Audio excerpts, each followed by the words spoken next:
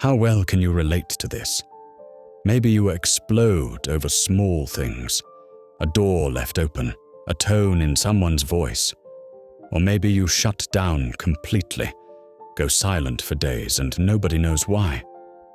You wonder if you are unhinged, if your anger makes you dangerous, if feeling anything at all makes you weak. It's easy to assume that you're broken.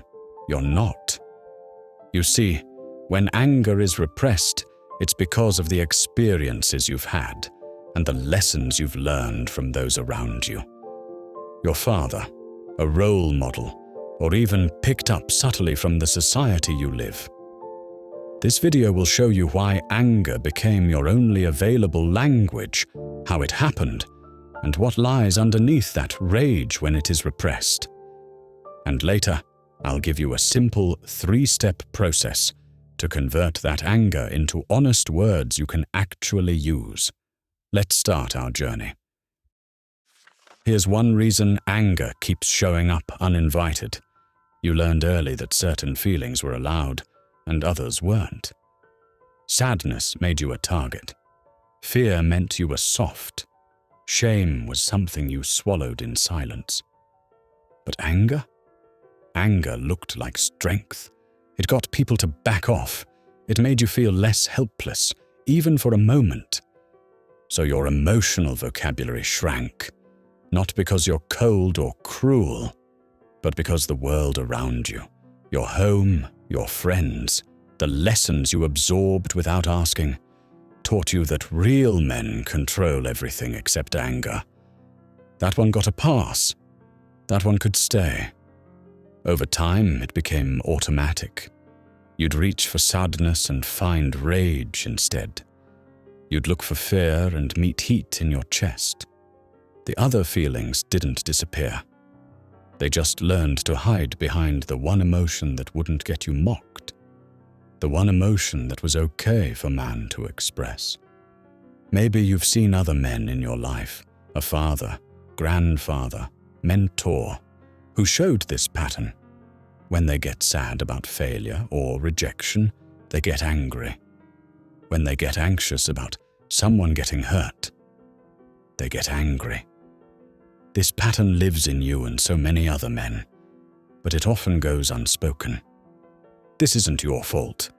You adapted to an environment and culture that punished vulnerability and rewarded toughness. Anger became the mask you could wear in public. Everything else got pushed so far down, you forgot it was there. And here's what makes this even harder. Anger often arrives dressed as justice. You're not just mad, you're right. Something unfair happened. Some line got crossed, and anger feels like the only reasonable response. When you feel stuck in life or like you can't catch a break, the spirit needs to break free, and anger is the first outlet. That moral framing makes it easy to justify, easy to repeat. You're correcting a wrong, not losing control. But underneath that story, there's usually something softer trying to speak, something that feels too risky to name. There's another piece most people never talk about. The reason you can't find the feeling underneath isn't because it's gone. It's because your mind learned to make it invisible. When vulnerable emotions repeatedly brought punishment, ridicule from your father, rejection from your peers, self-produced shame in your own chest, your brain built a defense. It hid those states so well that even you can't locate them anymore. Psychologists call this alexithymia. It means difficulty identifying and describing your own inner world. But let me translate that. You genuinely become detached from your emotions. You scan your body, and all you find is anger, because that's the only signal your nervous system learned to recognize. This isn't stupidity. It's emotional literacy that was never taught. You can't name what you were never given words for. It's a stranger to you. So what option does a person who doesn't understand their emotions have? Suppression. You learn to keep emotions to yourself because sharing them felt dangerous or pointless.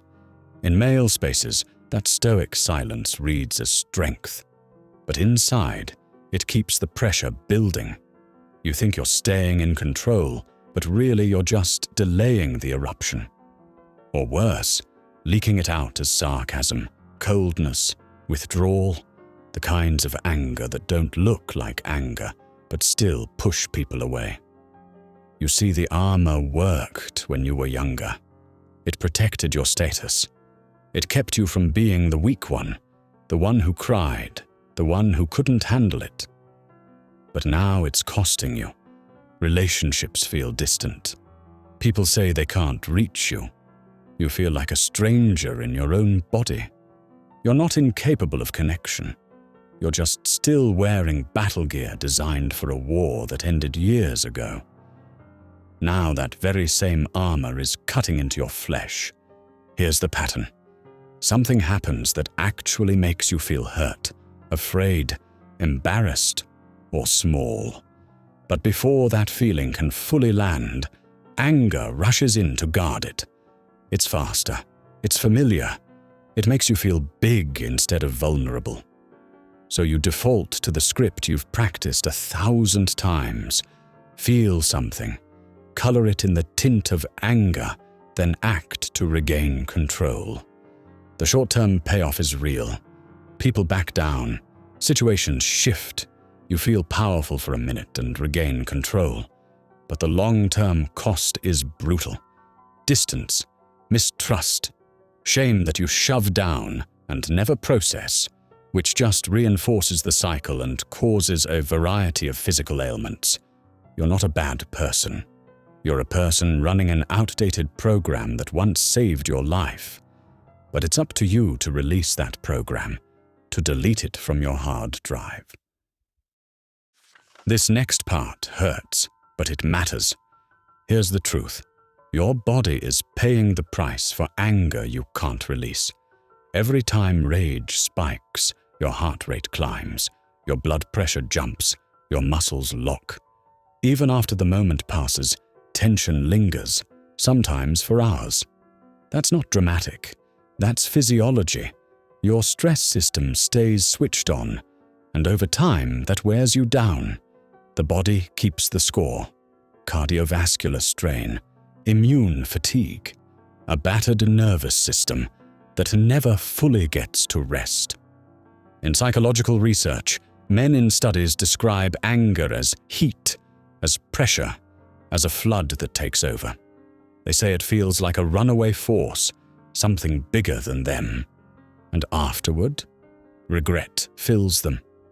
Shame, the sinking recognition that the explosion didn't actually fix anything. But by then the damage is done. The person you yelled at has pulled back. The trust you needed has thinned. This is the trap. Anger promises relief, but rarely delivers it. It feeds itself.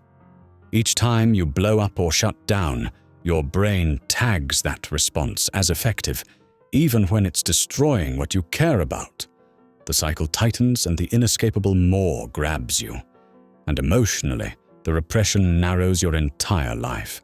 When you can't name hurt or fear, you turn those feelings inward as harsh self-criticism, or outward as coldness and control. Either way, people start to keep their distance. Partners stop trying. The kids learn to tiptoe. Co-workers avoid real feedback. You end up isolated, which makes the anger worse, which deepens the isolation, something that modern society rarely offers support for, which leads to so many lost men. Here's the thing. You're not too far gone, but the pattern won't break on its own. The irony is that the armor you built to look strong is actually making you fragile. When you can't detect the true feeling, you can't regulate it. You're navigating in the dark, reacting to shadows and apparitions. And every reaction that works in the moment teaches your brain to do it again, even as your world grows hollow. But here's the truth. This cycle can be interrupted, not by willpower alone, but by learning to recognize the signal before the behavior response, by giving yourself permission to name what's underneath without calling it weakness. That's not softness. That's true stoic control. So let's talk about what you can actually do. I promised you a simple solution to try, and here it is. Now, this isn't about becoming a different person. It's about giving yourself one additional option when the rage builds. We call it the ICE method.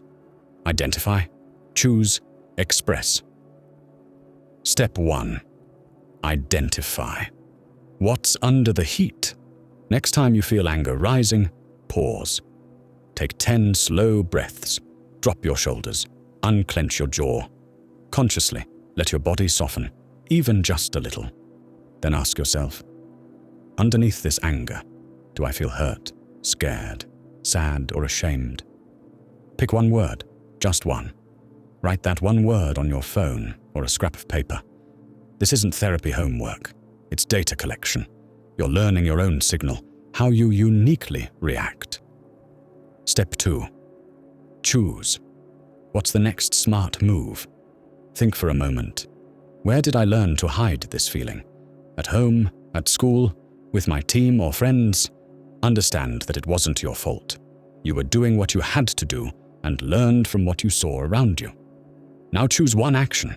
Inform, share the feeling, limit, set a boundary, or cool off, take space. Then plan one simple sentence using the template. I felt blank when blank. Add a clear request to honor your needs. Please blank next time. Keep it short. Keep it specific. Make it yours. Step 3. Express. Say it. Don't swing it. If it's safe, speak your sentence in a calm voice. I felt disrespected when my work was changed without asking. Please loop me in first next time. If a conversation isn't safe or possible right now, move the feeling out of your body. Take a 10-minute walk, do 20 push-ups, write 5 lines in a notebook. Then tell a trusted friend, mentor, or counselor what you wrote. End with a quick check. Do I feel safer or closer now? If yes, you're building the skill. If no, adjust your line or your goal and try again soon. Remember, this is practice, not instant perfection. Here's what I need you to hear. The anger isn't the problem. The narrowing is. The loss of language. The armor that won't come off. You're not too late. You're not too damaged. You're standing at the edge of a choice. Keep running the same script, or learn to speak the feelings that live underneath. That's not weakness. That's courage dressed in quieter clothes. Next time the heat rises, you'll have a map. A way to pause, to name, to choose. And every time you use it, you're teaching yourself that safety and honesty can coexist, that you can be strong and human. That's the first step towards healthy masculinity, my friend. Thank you for joining me on this exploration into the psychology of repressed anger. If this resonated, please share one thing you've learned to hide in the comments below, and subscribe to get weekly psychology content designed to help you transform your life. Until next time.